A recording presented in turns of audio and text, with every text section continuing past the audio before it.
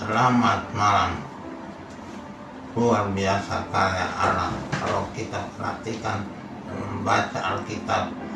membaca Alkitab bukan sembarang membaca Alkitab bukan nasihat atau hadis almarhum adalah kita mulai dari kisah para rasul baru menuju ke Injil dan perjanjian lama. Itu baru betul. Tapi banyak orang mulai dari kitab Kejadian dan seterusnya sampai kitab Wahyu.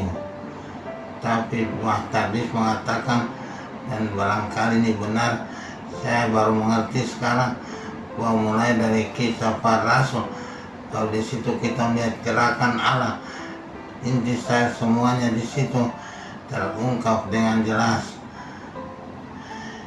Wartan ini mulai dari kisah para rasul, berangkat dari kebangkitan Tuhan. Yesus bangkit. Siapa Yesus?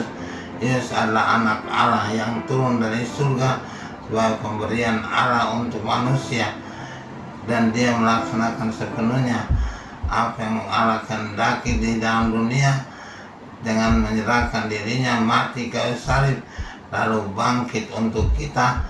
Itulah rencana Allah yang penuh kepada manusia.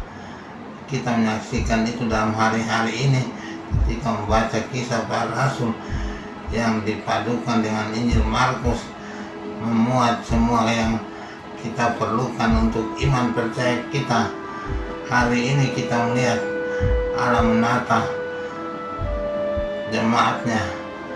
Dia mulai dari hari pertama, kedua, kemudian dia menyiapkan manajemen Allah itu begitu rapi dan teratur, sehingga dia menyiapkan SDM yang kuat untuk memulaikan gerejanya, membangun evangelisasi yang betul-betul terarah dan menyeluruh kepada semua manusia, bukan hanya di Yerusalem tapi seluruh bangsa harus mendapat pengajaran tentang Yesus dan kerajaan Allah.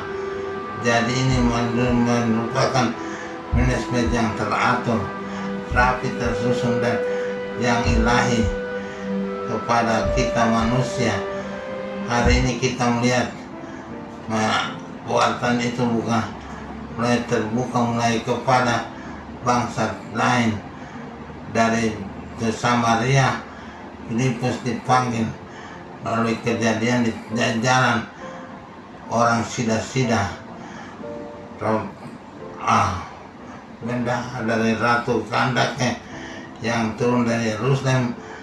Dia membaca kitab Yesaya tanpa mengerti, dan Roh Kudus menuntun Filipus untuk pergi mendekat kepada orang itu di keretanya dan menanyakan apakah dia mengerti apa yang dia baca.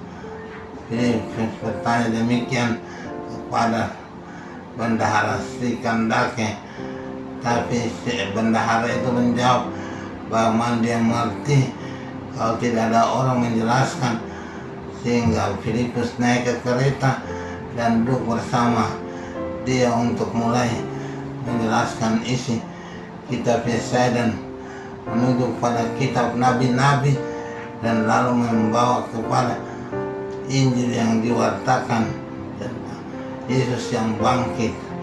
Hal itu merupakan awal pewartaan kepada bangsa lain. Kita melihat bahwa gerakan Allah begitu hebat dan kuat untuk menyebar dengan cepat, dengan cara yang luar biasa. Cara Allah bekerja, Roh Kudus bekerja untuk menjamah jalan Tuhan dan memberikan kelegaan kepada para pewarta untuk mewartakan Injil dengan gembira dan sukacita.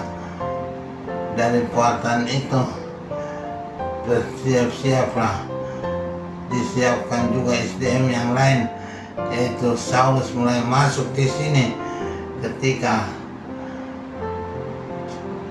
Stefanus dibunuh. Saulus sudah hadir. Dia menjadi orang yang dipercaya oleh Imam Agung untuk menyaksikan kematian Stefanus. Dia merasa bahwa dia berkuasa dan dia punya kuasa karena Imam Agung memberi dia kuasa itu. Dia minta lagi nanti besok kita melihat, kita sampai pada bab yang penting dari kisah para rasul, yaitu pertobatan Paulus, dari Saulus jadi Paulus. Tapi itu nanti besok. Hari ini kita sampai di sini saja dulu, bahwa kita menyaksikan keindahan Allah bekerja, Roh Allah bekerja, dan umatnya tinggal menjalankan apa yang sudah ditentukan oleh rencana Allah.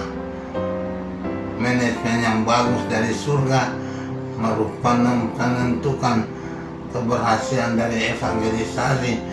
Jadi setiap warta jangan takut.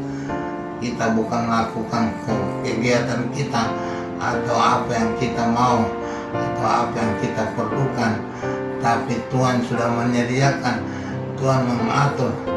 Dan yakinlah bahwa ketika Anda berkhotbah, bukan Anda mau di situ, tapi Tuhan menghendaki engkau masuk di situ untuk berkhotbah demi Allah dan kerajaannya.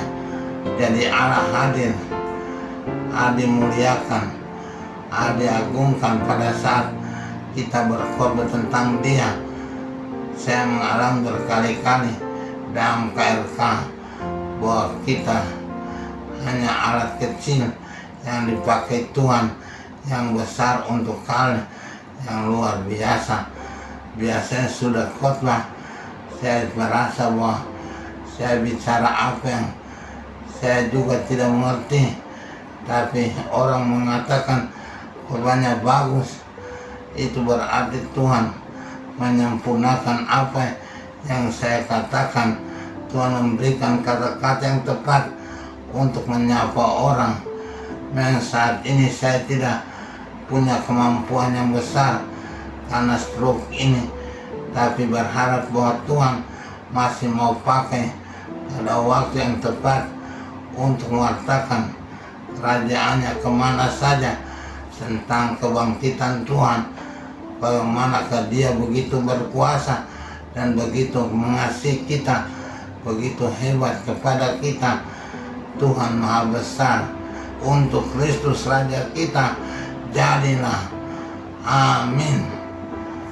Tuhan Maha Baik, Engkau Allah yang penuh kasih dan mempunyai rencana yang indah bagi kami manusia.